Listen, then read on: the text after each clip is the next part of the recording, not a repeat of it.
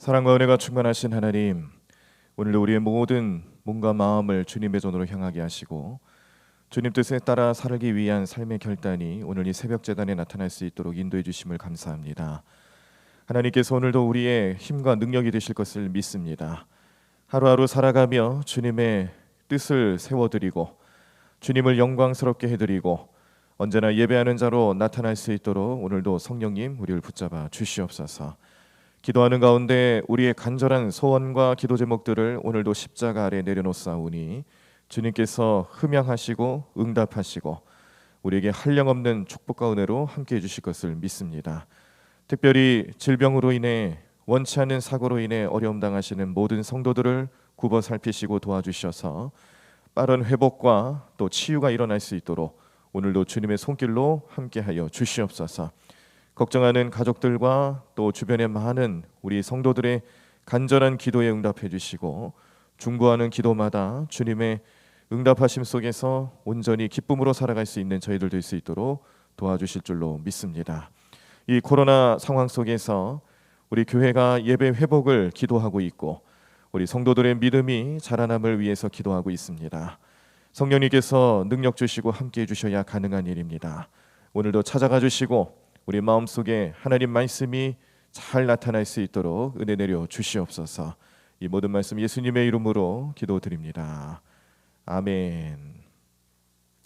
오늘 우리들이 함께 보실 하나님 말씀은 요한복음 6장 1절로부터 15절까지 말씀 보시겠습니다. 요한복음 6장 1절로부터 15절까지 말씀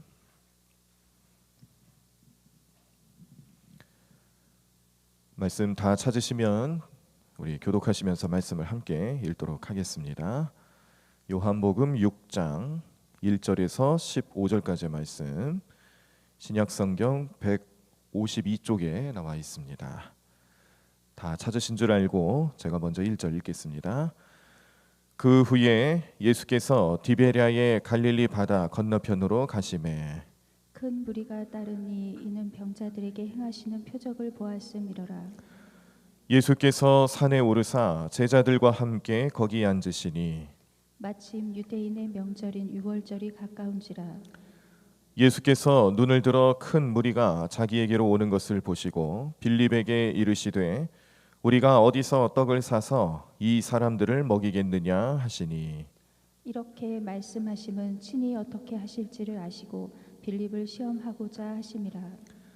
빌립이 대답하되 각 사람으로 조금씩 받게 할지라도 200데나리온의 떡이 부족하리이다. 제자 중 하나 곧 시몬 베드로의 형제 안드레가 예수께 여짜오되 여기 한 아이가 있어 보리떡 5개와 물고기 2마리를 가지고 있나이다. 그러나 그것이 이 많은 사람에게 얼마나 되겠사옵나이까. 예수께서 이르시되 이 사람들로 앉게 하라 하시니 그곳에 잔디가 많은지라 사람들이 앉으니 수가 5,000명쯤 되더라. 예수께서 떡을 가져 축사하신 후에 앉아 있는 자들에게 나눠 주시고 물고기도 그렇게 그들의 원대로 주시니라. 그들이 배부른 후에 예수께서 제자들에게 이르시되 남은 조각을 거두고 버리는 것이 없게 하라 하심으로 이에 거두니 보리떡 5개로 먹고 남은 조각이 12바구니에 찼더라. 그 사람들이 예수께서 행하신 이 표적을 보고 말하되 이는 참으로 세상에 오실 그 선지자라 하더라. 그러므로 예수께서 그들이 와서 자기를 억지로 붙들어 임금으로 삼으려는 줄 아시고 다시 혼자 산으로 떠나가시니라. 아멘. 자, 성경에 나오는 수많은 기적들 중에 우리가 인상적인 기적 혹은 기억에 잘 남는 표적이 어떤 것이 있을까 생각을 해보면 오늘 본문 말씀을 통해서 접하신 오병이어의 기적이 아마 가장 인상적이지 않을까 생각합니다. 이 오병이어의 기적은요, 오늘 요한복음 말씀에만 나와 있는 것이 아니고 마태, 마가, 누가 복음에도 다 나와 있는 그런 기적의 내용입니다. 그만큼 이 기적이 그때 당시 사람들에게뿐만 아니라 제자들 그리고 또 함께하고 있었던 모든 백성들의 마음에 큰 충격이었습니다. 어떻게 보리떡 5개와 물고기 2마리를 가지고 5천 명이나 되는 사람, 그것도 성인 남자의 수만 5천 명이라는 거죠. 이렇게 많은 사람들, 그때 여자들, 뭐 어린이들, 노인들까지 다 합친다라면은 뭐 좋기 2만 명 가까이는 되는 그런 엄청난 인파를 예수님께서 보리떡 5개, 물고기 2마리로 배불리 먹게 하셨다. 굉장히 큰 사건이고 충격이기도 하고, 또 이 일이 복음서에 다 기록이 될 정도로 성경은 중요하게 여기고 있습니다. 이유가 뭘까요? 왜 충격이 됐을까요? 또 왜 우리의 기억에 잘 남는 기적이 될까요? 무엇보다도 상식적인 일로서는 도저히 생각할 수 없는 일이 벌어진 것이었고, 또 한편으로는 당시의 사람들에게, 지금도 마찬가지죠. 당시 사람들에게 먹고 마시는 문제가 큰 문제였다라는 것을 또 시사하고 있습니다. 먹고 마시는 문제, 먹고 사는 문제, 얼마나 절박한 문제였는지를 예수님 잘 아셨고, 그 절박함을 해결해 주실 수 있는 예수님이셨다라는 것을 나타내 보이는 말씀 중에 하나라고 우리가 또 받아들일 수가 있겠습니다. 자, 오늘 말씀의 과정들을 좀 잘 살펴보시면, 자, 예수님께서 이제 좀 제자들과 함께 휴식을 좀 취하기 위해서 한적한 곳에 가셨습니다. 그런데 예수님을 본 사람들이 예수님과 제자들이 함께하는 그 모습을 보고 쫓아오는 거죠. 여러 사람들이 함께합니다. 소문에 소문을 타면서 예수님을 만나러 옵니다. 예수님 마음에 이 사람들의 영적인 갈급함이 얼마나 심각했으면, 또 그 인생이 얼마나 고단했으면 지금 나에게 찾아오는 이 사람들, 그 사람들이 이런 마음을 가질 수밖에 없었을까. 불쌍한 마음이 드신 거예요. 그 영혼들, 그 사람들 모습들 하나하나를 보시면서 예수님 마음에 불쌍한 마음이 들기 시작을 한 겁니다. 그래서 예수님께서는 그들의 영혼을 위해서 이제 또 말씀을 전해주시는 것이죠. 한참 말씀을 전하셨어요. 그러다 보니까 이제 해가 지기 시작을 합니다. 더 어두워지기 전에 이 무리들을 빨리 돌려보내야 되는 게 맞는데, 그런데 문제가 생긴 겁니다. 여기 예수님을 만나러 온 사람들도 이렇게 시간이 오래 걸 줄 몰랐던 거죠. 그런데 예수님 말씀이, 그 주옥 같은 말씀, 그 하나님의 비밀, 하나님의 마음을 하나하나씩 풀어주시는 그 예수님의 주옥 같은 말씀들 하나하나가 사람들의 발걸음을 붙잡고 사람들의 마음을 붙잡고, 지금 내가 먹고 사는 문제가 중요한 게 아니다, 예수님 말씀으로 체험받는 게 더 중요하다라는 그런 마음으로 사로잡히니까 떠나질 못하는 겁니다. 계속 그 안에서 머물고 예수님 말씀으로 체험받는 시간이 너무 좋은 거죠. 그래서 배가 고파지는 것도 모르고 있었는데, 이제 역시 육신의 문제는 정확해요. 우리가 좀 속된 말로 배꼽시계라고 하죠. 시간이 되면, 배고플 시간이 되면 다 또 누가 뭐라 하지 않아도 배고파집니다. 사람들의 마음에도 그런 생각이 들었을 겁니다. 배가 고프다. 그리고 예수님 말씀이 참 소중하고 중요하니 조금만 참자 그러다가 더 늦어지고 있는 겁니다. 예수님께서 그 모습을 알아차리셨습니다. 제자들에게 물어보죠. 지금 이 사람들을 다 돌려보내면 그냥 굶고 돌아갈 것이 분명하니 좀 이 사람들을 먹여야 될 것 같다. 이 사람들을 어떻게 하면 음식을 먹을 수 있겠느냐라고 제자들 중에 빌립이라는 제자에게 물어봅니다. 오늘 말씀에는 아예 이 빌립을 시험하기 위해서 말씀을 하셨다라고 나와 있어요. 제자들이, 빌립이 가지고 있는 생각이 곧 제자들의 생각일 것이고, 어찌 보면 오늘 이 시대에 우리 그리스도인들이 갖는 생각일 수도 있습니다. 예수님께서 시험 삼아서 주시는 말씀, 그 말씀의 핵심은 이 사람들을 너의 능력으로 먹일 수 있느냐, 아니면 이 사람들을 먹일 수 있는 능력은 하나님으로부터 나오느냐, 이런 어떤 신앙적인 중심을 가지고 질문을 하시는 겁니다. 빌립이 고민을 합니다. 가만히 생각을 해보니까 머릿속에서 이제 계산기를 두들기는 거죠. 자, 지금 한 2만여 명쯤 되는 이 많은 사람들을 먹일 수 있을 만한 빵, 그 빵 하나를 구입해서 드는 비용은 얼마일까? 막 계산이 일어나는 거예요. 그렇게 해서 나온 해답이 뭐냐면, 어렵겠습니다 예수님, 주님, 이거는 불가능한 일입니다. 만일 하고 싶다 하더라도 200데나리오너치의 빵을 사와야 되는데 그것도 부족할 겁니다. 그렇게 얘기를 하는 겁니다. 자, 그런데 우리는 이 기적과 같은 일이 어떻게 결말을 맺는지 지금 미리 말씀을 보셨으니까 아시죠? 어떤 결말인지 아시니까 이 빌립이 하는 대답과 하는 말이 그렇지 않다는 걸 잘 알 수 있습니다. 그런데 한번 입장을 바꿔서 생각을 해보십시오. 예수님께서 이런 똑같은 상황에서 우리에게 똑같은 질문을 하신다라면 우리는 어떻게 대답을 할 수 있을까요? 여러분들 2만여 명이 한꺼번에 모여 있는 현장 혹시 가보신 적 있으세요? 있으십니까? 그 현장? 저는 이제 이런 2만여 명, 2만 명이 훨씬 넘는 뭐 몇십만 명 이거 말고요. 그 2만여 명 되는 그 현장을 가본 적이 있어요. 2만여 명이 어느 정도의 분위기를 풍기는지 본 적이 있습니다. 예전에 그 하디 선교사가 우리 그 하디 선교사가 이제 우리나라 와서 선교를 하고 또 여러 가지 좋은 일들을 많이 하셨는데 110주년이 되는 해가 있었습니다. 그때 이 그 110주년을 기념하고 좀 의미 있게 지내보고자 해서 성령 한국이라는 주제 아래 이 하디 선교사의 행적과 그리고 선교 사역을 기리는 뭐 학술 대회라든지 기도 모임 뭐 이런 것들을 잠실 운동 경기장에서 해본 적이 있었습니다. 그때 그 혹시 오셨는지 모르겠어요. 그때 우리 평신도들을 위한 집회도 있었고 또 청년들을 위한 집회도 따로 있었는데 그때 모였던 인원들이 2만 명이었어요. 2만 명을 목적으로 하고 목표로 삼고 그렇게 행사를 진행을 한 적이 있습니다. 이 감리교 본부 차원에서 한 건데 청년 집회도 마찬가지였습니다. 청년 집회는 좀 다르죠.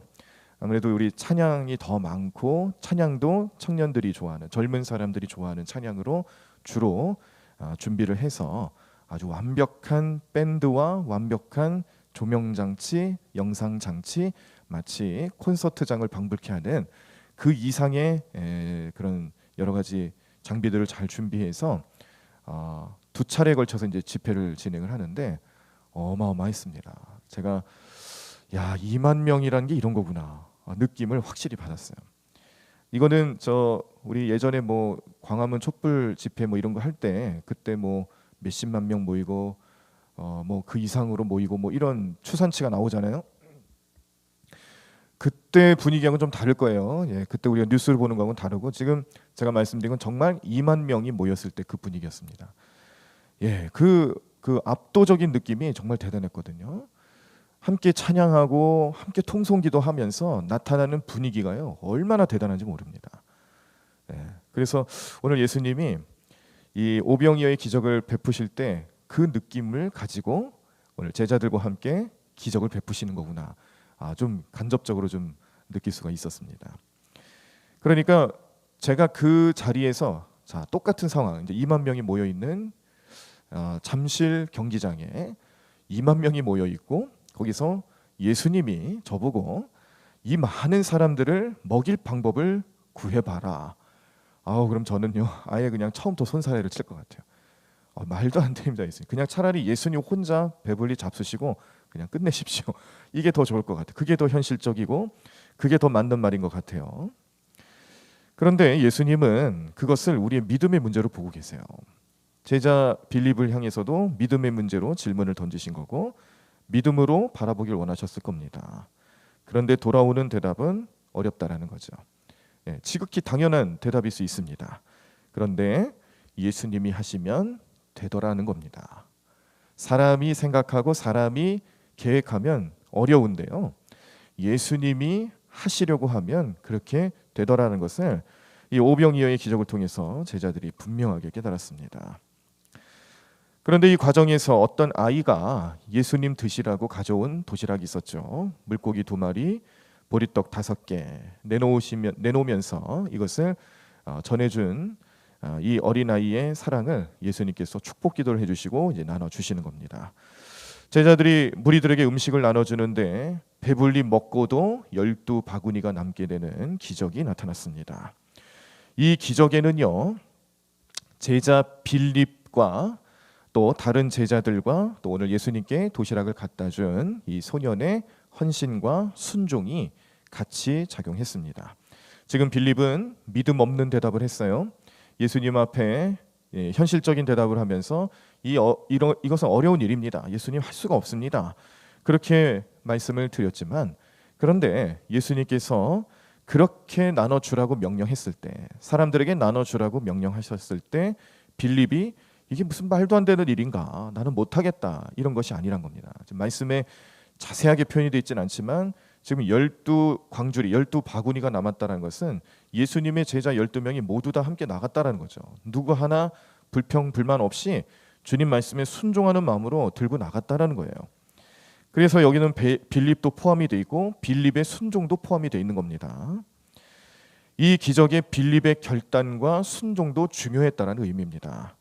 현실적인 고민을 했지만 예수님의 명령이 떨어졌을 때에 즉각적으로 순종하는 제자 빌립의 순종을 엿볼 수 있는 겁니다. 오늘 말씀의 제목이요, 고민하되 결국에는 순종하라라는 제목이 달려 있습니다. 오늘 우리가 이렇게 사순절 절기를 동안에 보시는 예수님의 행적, 가르침, 또 이것이 이제 고난을 향해 나가고 있어요. 하나하나씩 그 고난의 현장을 향해 나아가는 말씀의 여정과 고난으로부터 부활에 이르는 그런 여정까지의 말씀들이 이제 사순절 절기를 통해서 계속 진행이 되는 겁니다. 이게 매일매일 우리 교회 홈페이지 또 우리 유튜브 채널에 그날 새벽 집회 때 나누셨던 말씀들이 편집이 돼서 올라오고 있는 거 아시죠? 아실 거예요. 근데 그 말씀 유튜브에 편집된 영상들이 올라갈 때에 제목들도 같이 올라갑니다. 아마 지금은 우리가 여기 현장에서는 PPT에 제목과 본문이 안 떠 있으니까 보실 수가 없는데, 우리 실시간 예배를 드리실 때는 거기 자막으로 항상 나갑니다.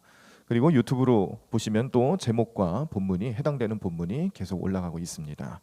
자, 그래서 오늘 유튜브를 한번 확인해 보시면요, 제목이 고민하되 결국에는 순종하라라는 제목이 달려 있을 겁니다.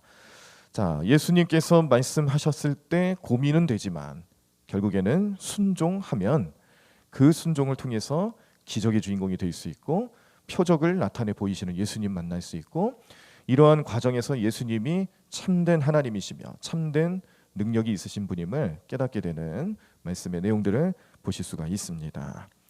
자, 이렇게 이 오병이어라는 기적도요, 모든 사람들이 참 놀랍게 여길 만한 대단한 기적도 작은 순종과 헌신에서 출발하더라. 예수님께서 그 작은 헌신과 순종을 큰 기적으로 만들어주고 계신다는 것을 깨닫게 하는 말씀이 오늘 본문 말씀이기도 합니다. 우리는 예수님이 아니니까 예수님처럼 말씀하기가 어렵고 예수님처럼 생각하기가 어려워요. 그런데 그 예수님의 뜻을 하나하나씩 마음속에 새겨나가면서 작은 것 하나라도 순종할 수 있는 믿음을 키워나갈 때에 앞으로 어떤 일이 벌어질지는 모르지만 그것이 예수님의 은혜로 놀라운 능력으로 분명히 나타날 것이다라는 것을 믿음으로 볼 수는 있습니다.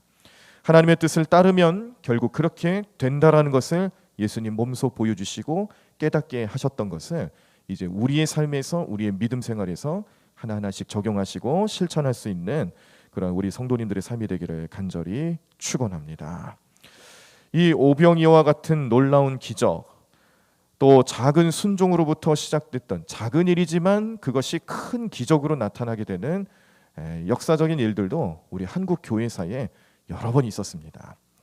그중에 제가 두 가지 이야기를 좀 말씀드리고 말씀을 마치려 하는데, 첫 번째 내용은 1866년 9월 2일에 한국 개신교에서는 첫 순교자로 그렇게 기록된 토마스 선교사라는 분이 계세요.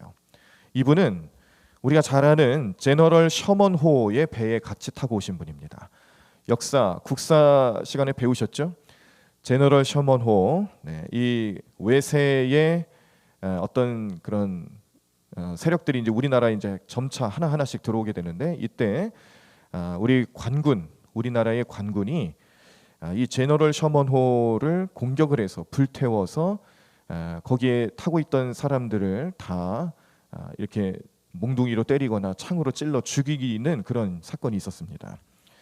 자, 이때 같이 오셨던 토마스 선교사님이 배가 불타고 또 여기 함께 승선했던 사람들이 다 죽임을 당하는 상황에서 선교사님은 어쨌든 말씀을 전하기 위해서 온 거잖아요. 복음을 전하기 위해서 조선 땅을 밟게 된 건데 오자마자 죽게 된 겁니다. 오자마자 죽게 되는 상황을 맞이하시게 된 거예요. 그래서 선교사님이 배에서 막 이 불이 났으니까 난리가 난 통에 계속 선교사님이 챙겼던 게 뭐였냐면 성경이었습니다. 이 성경 가지고 온 성경을 어마어마하게 챙겨 오셨는데 이거를 본래는 조선 땅에 이제 내려와서 사람들을 만나서 전해주고 또 말씀 가르치고 이렇게 복음을 전하기 위해서 가져왔던 소중한 성경책이 다 불타 없어지게 생긴 거예요. 그래서 그걸 막 챙겼어요.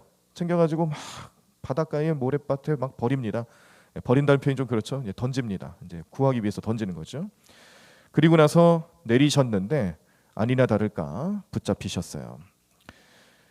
배에서 탈출하던 중에 박춘권이라는 그런 병사에게 붙잡혔습니다. 이 사람은 자기가 받은 명령대로 여기 제너럴 셔먼호에 타고 있던 사람들을 이제 다 죽이라는 명령을 받았으니까 이 배에서 탈출하신 토마스 선교사님도 결박해서 이제 목을 치려고 준비하는데 이때 선교사님이 박춘권이라는 이 사람한테 자기를 죽이려고 하는 그 사람한테 미소를 띠고 한 권의 책을 전해줍니다. 그게 이제 성경이었죠. 그때 이제 이 박춘권이라는 사람이 그땐 잘 몰랐어요. 그래서 그냥 선교사님 목을 쳐서 죽였는데 나중에 이분이 그때 일을 회상하면서 어떤 고백을 했냐면요. 내가 서양 사람을 죽이는 중에 한 사람을 죽인 것은 그 한 사람이 이제 토마스 선교사님입니다. 내가 지금 생각할수록 이상한 감이 있다. 내가 그를 찌르려고 할 때에 그는 두 손을 마주 잡고 무슨 말을 한 후 붉은 베를 입힌 책을 가지고 웃으면서 나에게 받으라 권하였다. 그렇게 내가 서양 사람을 죽이기는 하였으나 이 책을 받지 않을 수가 없어서 받아왔노라 라는 고백을 합니다. 이 박춘권이라는 사람이 토마스 선교사님을 죽이는 처형하는 그 현장에서 받았던 느낌을 솔직하게 표현한 거예요. 자, 이때 받았던 책이 성경이었습니다. 토마스 선교사님의 목을 치고 성경을 받은 박춘권은 그 이후에 회개하고요. 1899년 세례를 받고 안주교회라는 교회의 장로가 되어서 후에는 평양교회의 장로가 되는 기독교 역사의 한 획을 긋는 인물로 남게 됩니다. 자, 같은 날 역시 그 토마스 선교사님이 던져준 성경책이 이제 여기저기 펼쳐져 있는데 이 책을 가져가지 말아라 그리고 다 불태워라라는 명령을 다 그때 그 일을 수행하던 병사들이 들었습니다. 자, 그런데 어느 한 사람이 그걸 가지고 왔어요. 가져가지 말라는 명령을 듣지 않고 어떻게 해서 가지고 왔어요. 근데 이제 책을 보니까 뭐 무슨 말인지도 모르겠고 이해도 잘 안 되고 그래서 그냥 책을 가지고 오긴 했는데 보니까 그동안 그 평소에 쓰는 한지 뭐 이런 종이하고는 질이 다른 겁니다. 뭐 너무 좋은 거예요. 그래서 야, 이거를 우리 집에 그 문풍지로 좀 사용하면 좋겠다. 집에 여기저기 좀 구멍이 뚫려 있는 곳이 있어서 자꾸 바람이 숭숭 들어오는데 요걸로 좀 붙여놓으면 좋겠네. 그런 생각으로 성경을 이제 하나하나씩 한 장씩 찢어가지고 벽에다 바른 거죠. 근데 이게 또 그렇게 이 일이 나중에 큰 역사가 나타날 줄은 몰랐던 겁니다. 평양교회 아까 평양교회를 말씀드렸는데 평양교회에 최치량이라는 분도 있습니다. 최치량이 분이 바로 이 그 벽에 발라진 성경을 보고 회심을 하신 분이에요. 당시 이 박영식이라는 분이 계셨는데 이 분의 집에 들렀다가 이 박영식이라는 분이 발라놓은 그 책장 하나하나를 성경책 페이지 하나하나를 보고 거기에 있는 말씀에 큰 변화를 받고 기독교인이 되신 겁니다. 그래서 최치량이라는 분이 이 토마스 선교사님이 뿌린 성경 중에 하나를 그 집에 발라놓은 벽지를 보면서 벽지처럼 붙여놓은 성경책을 보면서 그 말씀에 변화가 되어서 역시 평양교회를 섬기는 위대한 기독교 후예로 우리의 조상으로 남으시게 됐던 것이죠. 자, 이 이야기를 들으면서 우리가 생각할 수 있는 것은 성경이 우리나라에 보급되는 과정에서 많은 어려움이 있었습니다. 기독교 자체가 들어오는 것이 굉장히 큰 어려움이었죠. 이렇게 복음이라는 것은 우리나라에 지금까지 수많은 교회가 일어나고 많은 그리스도인들이 나타나기까지 그 과정을 보면 정말 어마어마한 일들이 많이 일어났어요. 그런데 여기에 하나님의 섭리를 깨달을 수 있는 것이죠. 그 섭리가 작은 일들을 통해서 큰 기적으로 나타났다는 것을 깨닫게 하는 경우들이 얼마나 많은지 모릅니다. 우리나라는, 우리 기독교 역사는 그렇게 지금까지 온 겁니다. 성경이라는 말씀이 우리에게 전달되기까지 수많은 그런 어려움이 있었고 평탄치 않은 그런 과정들이 있었지만, 그래도 끝까지 그 말씀이 살아있고 운동력이 있고 우리의 골수를 쪼개기까지 할 정도로 놀라운 능력을 펼치는 말씀으로 지금도 임할 수 있었던 것은 그 말씀과 함께 하시는 하나님의 역사가 살아있기 때문에 가능한 일입니다.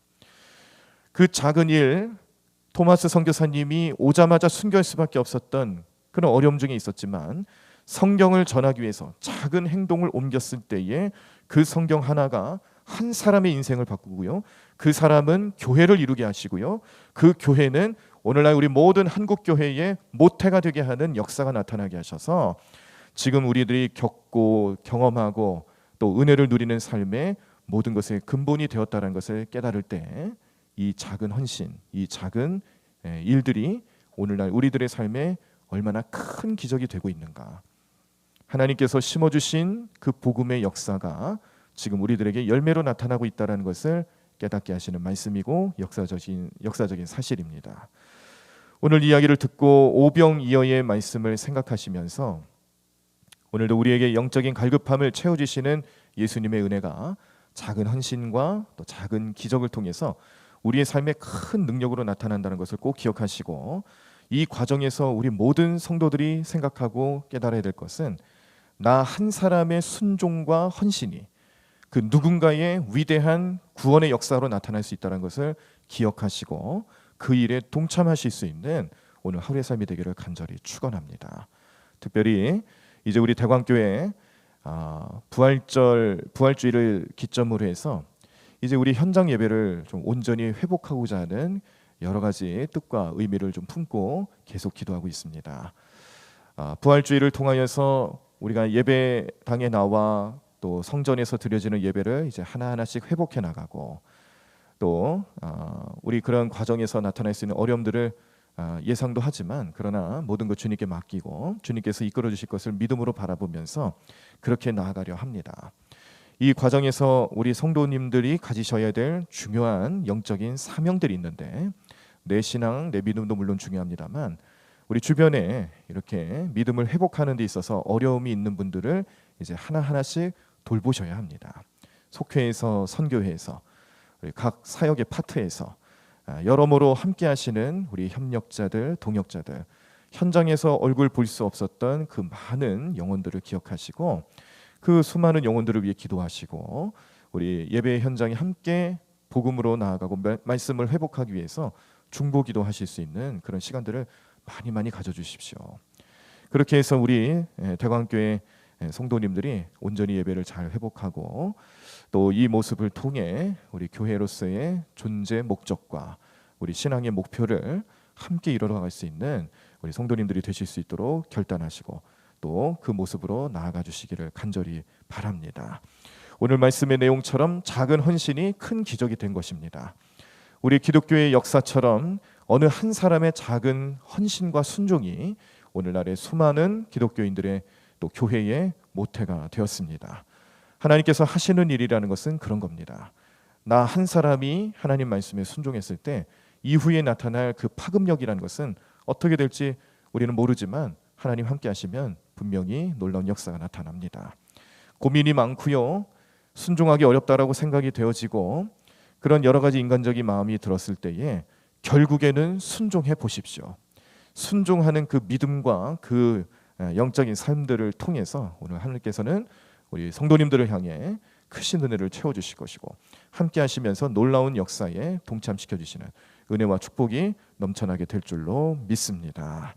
오늘 이 말씀을 기억하시면서 오늘도 함께 찬양하시고 기도하실 때 성령님께서 우리의 모든 마음을 주장해 주시고 능력 베풀어 주실 줄로 믿습니다. 함께 찬양하시고 기도하겠는데요.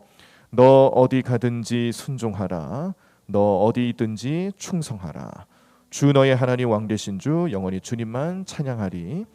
우리 찬양하시면서 우리 먼저 우리 마음을 고백하시고 우리 믿음의 고백으로 나아가기를 원합니다. 함께 찬양하겠습니다. 너 어디 가든지.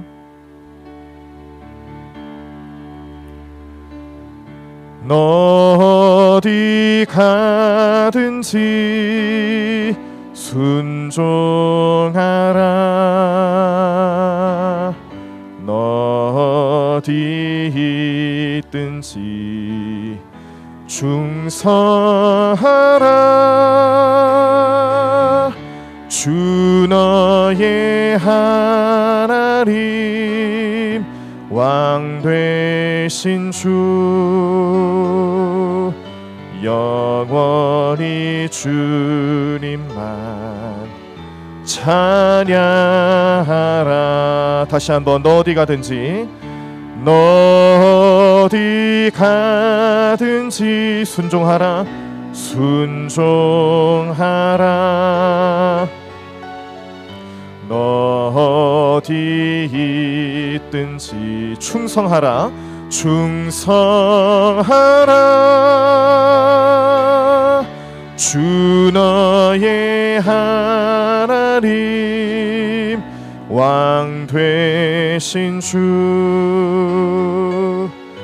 영원히 주님만 찬양하라. 다시 한번 너 어디 가든지 순종하라. 너 어디 가든지 순종하라. 너 어디 있든지 충성하라. 주 너의 하나님 왕 되신 주 영원히 주님만 찬양하라. 나 어디 가든지 순종하리. 나 어디 가든지 순종하리. 나 어디 있든지 충성하리. 나 어디 있든지 충성하리. 주 나의 하나님 주 나의 하나님 왕 되신 주 영원히 주님만 찬양하리. 다시 한번 나 어디 가든지 순종하리. 나 어디 가든지 순종하리. 나 어디 있든지 충성하리. 나 어디 있든지 충성하리. 주 나의 하나님 왕 되신 주 주 나의 하나님 왕 되신 주 영원히 주님만 찬양하리. 우리 다 자리에서 일어나시겠습니다. 오늘도 우리 함께 통성으로 기도하실 때 오늘 말씀을 기억하시면서 오늘 우리들의 삶에 현실을 직시하는 안목과 이성적인 판단도 물론 중요합니다. 그러나 우리는 순종을 통해서 나타나시는 하나님의 능력으로 살아가는 주의 백성임을 믿음으로 바라보시면서 오늘 그 능력이 나타날 수 있도록, 오늘 그 은혜가 나타날 수 있도록 역사해달라고 우리 뜨겁게 부르짖으며 통성으로 기도하겠습니다. 하나님, 주님, 하나님 감사합니다. 하나님, 오늘도 주님의 역사하심을 따라 살아가는 모든 주의 백성들 될 수 있도록 인도해 주실 때에 우리 애가 주님 앞에 주님 말씀 속에서 온전히 충성하며 순종하는 삶을 살아가면서 그 순종이 우리 삶의 놀라운 기적으로 나타날 수 있도록 오늘 우리 모든 삶을 인도해 주시고 이끌어 주실 것을 믿습니다. 주님 도와주시옵소서. 오늘 우리들의 모든 삶의 능력 되시는 주님만 의지하며 살아가는 우리 모든 성도들의 삶이 될 수 있도록 인도하시고 도와주셔서 우리 마음속에 어떠한 상황이 임하든지 어떠한 삶을 살아가든지 어떤 곳에 있든지 하나님, 우리는 환경을 따지고 그 환경을 의지하는 것이 아니라 주님 말씀을 의지하고 충성하며 순종할 때에 오늘도 우리의 모든 삶의 오병이와 같은 기적들이 나타낼 수 있도록 도와주시옵소서. 하나님, 오늘 우리 이 땅의 모든 교회와 성도들은 우리의 신앙의 선조들의 작은 순종과 헌신이 지금의 교회를 이뤘다는 것을 분명히 알고 믿음으로 고백합니다. 이렇게 우리 나라를 사랑하시고 우리 교회들을 세워주시고 우리 성도들을 믿음의 삶으로 살아갈 수 있도록 인도해 주신 하나님 은혜를 감사합니다. 주님, 오늘도 그 은혜에 감사하는 우리 삶이 될 수 있도록 성령이 우리 마음 가운데 함께 해주시옵시고 성령 충만으로 살아가는 우리 삶이 될 수 있도록 우리 모든 결단과 헌신을 주님 받아 주시옵소서. 주님 인도하여 주시옵소서. 주님의 놀라운 능력이 나타나는 게 삶 될 수 있도록 역사하여 주시옵소서. 주님, 하나님 도와주실 줄로 믿습니다. 주님, 오늘도 능력의 손길로 인도하여 주실 줄로 믿습니다. 하나님 함께 해주시옵소서. 주님 인도하여 주시옵소서. 주님 이끌어 주시옵소서. 주님만 의지하며 나아가는 삶 될 수 있도록 역사하여 주시옵소서. 하나님 도와주실 줄로 믿습니다. 주님 인도하여 주시옵소서. 하나님을도 기적의 주인공들 되게 하여 주실 때에 우리 마음에 우리 믿음의 결단과 순종이 우리 모든 삶의 능력이 됨을 믿음으로 바라보며 나아가게 도와주시옵소서.